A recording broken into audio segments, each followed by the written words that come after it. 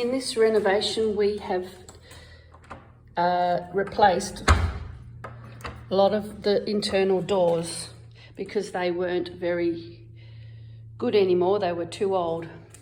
Also we were asked to put solid doors on because these will stop any noise coming through. So that's a bedroom door, we put a solid door on that. Now when you put a solid door, you need to have more hinges. As you can see, we've put 3 hinges on this door here because it's heavier. So 3 hinges for any solid door. This one's not solid, it's hollow. There's only 2 hinges. This one here, they wanted a solid door on this one to stop the noise.